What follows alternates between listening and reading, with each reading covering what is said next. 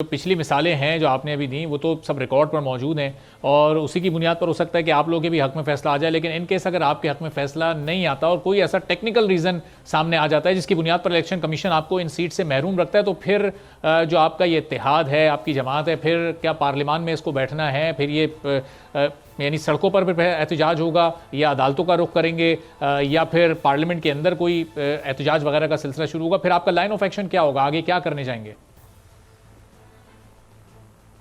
नहीं, फिर तो हम भरपूर एजिटेशन की तरफ जाएंगे। वो एजिटेशन पार्लियामेंट के अंदर भी होगी और पार्लियामेंट की बाहर भी होगी। और टेक्निकल एतराज़ अब इस किस्म का ही हो सकता है कि चूँकि पाकिस्तान तहरीक-ए-इंसाफ का जो इनिशियल है वो पे से स्टार्ट होता है या पी से, और सुन्नी इत्तेहाद कौंसिल का एस से या सीन से, तो चूँकि इन दोनों पार्टी के इनिशियल्स जो हैं इब्तदाई वो डिफरेंट हैं, पी और एस हैं, तो ये इनका आपस में इत्तेहाद नहीं होना हो सकता है। ये दोनों एस ही होने चाहिए थे, या सीन ही होना चाहिए था, या पे ही होना चाहिए था, या कुछ फिर इस किस्म का हो सकता है कि चूंकि उनका मैकेनिज्म पार्टी का डिफरेंट है, इनका मैकेनिज्म डिफरेंट है। अमीन सर, एमएमए का इत्तेहाद बना, एमएमए के अंदर वो पार्टियां गई जो इवन नजरियाती तौर पर एक दूसरे के साथ नहीं थी, जो मसल की तकसीम की बुनियाद के ऊपर भी मुख्तलिफ थी एक दूसरे के साथ, जो सेक्टेरियन ग्राउंड्स पर एक दूसरे के साथ मुख्तलिफ थी, वो पार्टियां एक जगह पर बैठ के एक लिस्ट जमा करवा के उनको लिस्टों की अलॉटमेंट हो सकती है, लेकिन हमें नहीं हो सकती। अब आप देखें, चलें अगर यही है टेक्निकल एतराज़ ही लगाना है तो मरकज़ के अंदर हुकूमत किसकी बन रही है? पाकिस्तान मुस्लिम लीग नून की, पाकिस्तान पीपल्स पार्टी की, MQM की। तो सिंध के अंदर फिर MQM leader of the opposition क्यों क्लेम कर रही है कि लीडर ऑफ द अपोजिशन हमारा होगा? यानी अजीब एक तमाशा है। अगर टेक्निकल ग्राउंड ही लेनी है तो फिर हमारी टेक्निकल ग्राउंड ये है कि या तो MQM मरकज़ के अंदर हुकूमत छोड़े और बैठ के अपोजिशन का रोल प्ले करे और सूबे में अपोजिशन का रोल प्ले। ये कौन सी मुनाफकत है कि मरकज़ में आप हुकूमत का हिस्सा हैं उसी पार्टी के साथ जो सिंध में रूलिंग पार्टी है और वहाँ पर आप अपोजिशन, इसलिए कि सिर्फ मराहत लेनी है, एक दूसरे की चोरी को छुपाना है और एक दूसरे के डाकों के अंदर एक दूसरे को फैसिलिटेट करना है, ये एक बुनियादी मकसद है। तो एहतजाज तो फिर होगा मेरा भाई, और ये it will not be a smooth selling, let me be very clear on it, कि ये पंजाब हो या मरकज़ हो, वहाँ पर फिर ये स्मूथ सेलिंग नहीं होगी। हमारा हक पहले ही गसब किया गया, हमने इसके बावजूद बड़ापन दिखाया, तमाम लोगों की मुशावरत हुई, हमने फिर भी पंजाब असम्बली में बैठने का फ़ैसला किया। हमारी 70+ सीट्स जो हैं वो वहाँ से उड़ाई गई, हमारी यहाँ पर नेशनल असम्बली के अंदर उड़ाई गई। कल एक रिज़ल्ट हमारा बदल दिया गया, यानी हमारे फैसलों में RO कहता है ट्रिब्यूनल के पास जाएँ और इलेक्शन कमीशन कहता है ट्रिब्यूनल के पास जाएँ। और जहाँ पर हमारी 17 हज़ार की लीड है, कल जो लोधरा की सीट हमें हराई गई है वहाँ पर 20,000 वोटों को रिजेक्ट करके हमारे कैंडिडेट को हरा दिया गया। वहाँ पर RO साहब ने हमारी कैंडिडेट की गैर मौजूदगी में काउंटिंग करवा दी। कमाल ये है कि जो विनर है, जिसका फॉर्म 45, 47, 49, उसका पार्लियामेंट्री कार्ड, उसके लॉज, उसकी तमाम रिक्वायरमेंट्स फुलफिल हो गई हैं, वो बेचारा इजलास में ओथ लेने के लिए इस्लामाबाद आया बैठा है, उसकी गैर मौजूदगी में RO ने वहाँ पर रिकाउंटिंग करवा के हमारी वो सीट वहाँ पर लूज करवा दी। ये अजब इंसाफ है वैसे, जो हमारी समझ से तो बाला है और इस साइड पे तो दिया जा रहा है। हमने इसके बावजूद बड़े मखसूस नशिस्तों का जो मामला भी चल रहा है वो तो चल रहा है, लेकिन जो ओवरऑल जो ये नताइज पर जो अदम एतमाद थे और जो क्लेम पाकिस्तान तहरीक-ए-इंसाफ और आपकी जमात की जानिब से जो किया जा रहा था कि मरकज़ में कोई बात की जा रही है 80-85 नशिस्तों की, तो उन तमाम के सबूत व शवाहिद आपके पास मौजूद हैं। ट्रिब्यूनल में जब आप लोग जा रहे हैं, इलेक्शन कमीशन जा रहे हैं, तो वो सबूत देख नहीं रहे या उनके पास अपने फॉर्म्स मौजूद हैं, वो आप लोगों के सामने रख रहे हैं? ये मामला हल की तरफ क्यों नहीं जा रहा? अब तो खासा वक्त हो चुका है, अब तो असम्बली शुरू होने जा रही है, 2 रोज़ बाद इजलास हो जाएगा, लेकिन अभी तक वो क्लेम जो आप लोग के थे उस पर बकौल आप लोग के आपको नहीं इंसाफ मिल सका अब तक।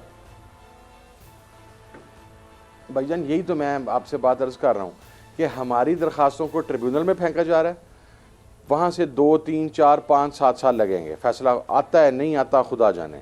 और जो मुस्लिम लीग नून की दरखास्तें हैं, उनकी दरखास्तों के ऊपर RO विनर कैंडिडेट के बगैर ही रिकाउंटिंग करवा देता है। ये गुज़श्ता रोज़ हुआ है लोधना की सीट पर, जहाँ पर अब्दुर्रहमान काजू साहब जीते हैं। तो ये हमें तो इंसाफ होता, बिल्कुल मैं तो क्लियर हूँ इसके ऊपर, हमें इस मामले के ऊपर नज़र नहीं आ रहा। और जो जिन सीटों के ऊपर हम क्लेमेंट हैं कि इन सीटों के ऊपर हमारा हक गसब किया गया है, हमारे पास उनमें से 90% सीटों के ऊपर फॉर्म 45 100% मौजूद हैं। आप इस्लामाबाद की सीटों के ऊपर हमारे पास 100% फॉर्म 45 मौजूद हैं। हमारे पास फॉर्म उसके बाद बल्कि अब तो फॉर्म 47 के रिजल्ट को भी तब्दील कर दिया गया, 49 के रिजल्ट को भी तब्दील कर दिया गया। मसला ये है कि उनके पास कोई चीज़ मौजूद नहीं है। मौजूद क्या है, बड़े टेक्निकल तरीकाकार था। टेक्निकल ये था कि फॉर्म 45 बताता है कि मेरी एक पोलिंग स्टेशन है 1, मेरा वहाँ पर है हासिल करदा वोट 500, पाकिस्तान मुस्लिम लीग नून का है 700, पाकिस्तान पीपल्स पार्टी का है 1000। अगर मुझे जिताना था तो किया ये गया, मेरा 500 ही रखा गया। और जिस वक्त इलेक्शन के वो रिजल्ट फीड किए जा रहे थे तो वहाँ पर यह किया गया कि जो पाकिस्तान पीपल्स पार्टी का 1000 वोट है उसको 600 कर दिया गया और बाकी 400 वोट एक इंडिपेंडेंट के खाते में डाल दिए गए at the time of feeding. इसीलिए आपके रिजल्ट्स आपस के अंदर मैच नहीं कर रहे। हमने तो एक और मुतालबा किया है कि इलेक्शन लॉ के तहत हम 10 रुपये पर वोट देकर तो हम अंगूठों का फ्रेंजिक करवा सकते हैं। हम तो इलेक्शन कमीशन से ये दरख्वास्त करते हैं कि भाईजान, मैं कहता हूँ पूरा पाकिस्तान ही आप जीत गए हैं, पूरा पाकिस्तान आपने जिता दिया PMLN को और पाकिस्तान पीपल्स पार्टी को। जिन हलकों के अंदर हमारे तहफ़्फ़ुज़ात हैं आप काइंडली हमसे पैसे वसूल करें, हमें उनके अंगूठों का फ्रांजिक करवा दें। अगर अंगूठों का फ्रांजिक सही आ गया तो हम आपका रिजल्ट मान लेंगे, और अगर अंगूठों का फ्रांजिक सही ना आया तो फिर अपनी सजा का तयन आप खुद कर लें। जुल्म ये है कि हमारे अंगूठों के फ्रांजिक की दरखास्त को इलेक्शन कमीशन का इस पर क्या मौक़िफ़ आया? सर नहीं, रिसीव ही नहीं कर रहा सर। अच्छा सर, हमारी दरखास्त को रिसीव करेगा तो मौक़िफ़ देंगे। मेरा भाई, मैं आपके पास एक छुट्टी की दरखास्त लेके आता हूँ कि जनाब मैं आपके इदारे के अंदर मुलाजिम हूँ, मुझे छुट्टी चाहिए। आप मेरी दरखास्त को एंटरटेन ही नहीं करते, रिसीव ही नहीं करते। तो मैं कल को अगर किसी और आपके इदारे के बंदे के पास जाऊँ और मैं कहूँ मैंने दरखास्त दी है, जब मेरी दरखास्त का वजूद ही नहीं होगा तो कौन मानेगा कि मैंने दरखास्त दी है? अब ज्यादती ये है कि हमारी तो वो जो पैसे दे के हम फ्रांजिक करवाना चाह रहे हैं, हमारी तो वो दरखास्त भी कोई नहीं एंटरटेन कर रहा, उसको रिसीव नहीं कर रहा। तो आमिर साहब, फिर इस पर क्या अदालतों का रुख आप लोगों ने किया है? तो ज़ाहिर इलेक्शन कमीशन की हद तक आप लोगों के तहफ़्फ़ुज़ात हैं ना, अदालतें हैं, लाहौर हाई कोर्ट है, सुप्रीम कोर्ट है, वहाँ पर फिर आप लोग ये अपने सारे केसेस और सबूत व शवाहिद लेकर जा सकते हैं? नहीं, अदालतों में अगर तो मामला लिंगर होते हुए भाईजान तो फिर हमें अदालतों में जाएंगे ज़रूर, दरवाज़ा ज़रूर खटखटाएंगे। बीइंग ए सिविलाइज पाकिस्तानी और law abiding citizen of Pakistan, ये हमारा राइट है और हम अपनी इस राइट को ज़रूर इंशाल्लाह प्रैक्टिस करेंगे। हम इस राइट से फ़ायदा उठाएंगे, मुस्तफ़ीद होंगे।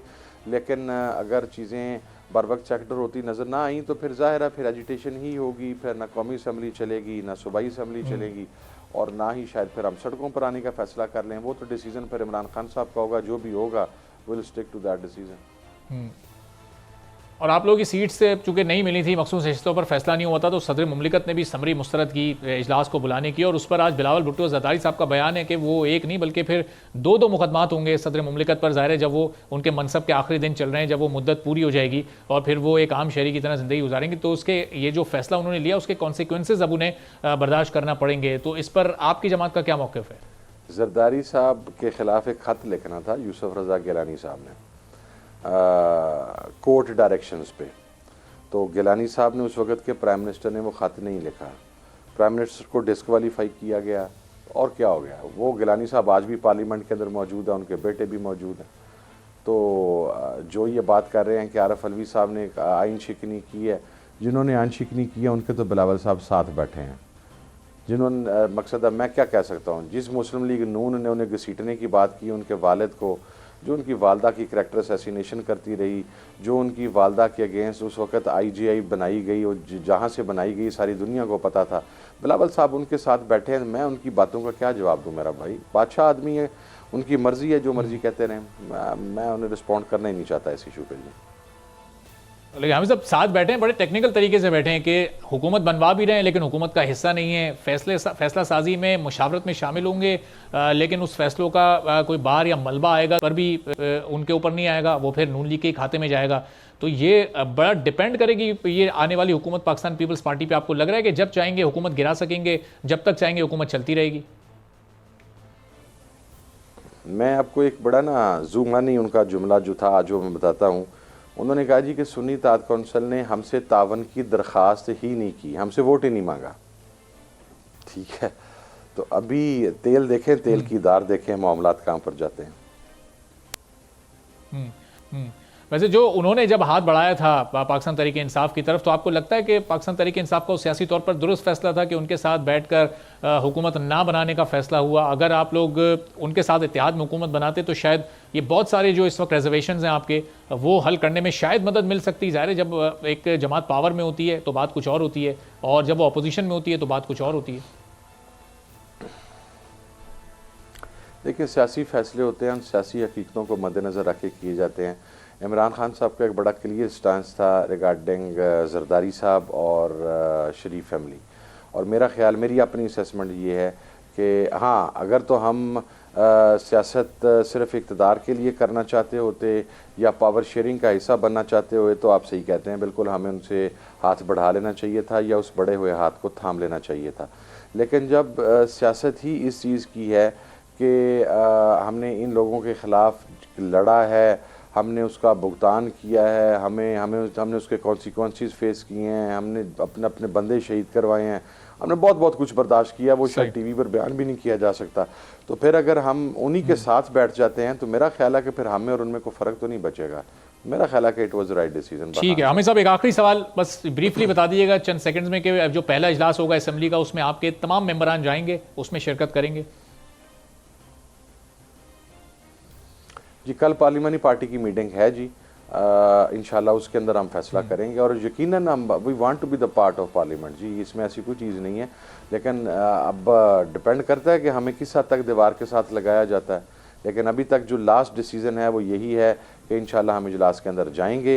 लेकिन कल चूँकि हमारी पार्लिमानी पार्टी का इजलास है, तमाम पार्लियामेंटेरियंस यहाँ इस्लामाबाद में मौजूद होंगे, तो वो जो भी फैसला होगा फिर इंशाल्लाह उससे आगाह कर दिया जाएगा जी। सब्सक्राइब करें और बेल दबाएं ताकि कोई खबर रह न जाए।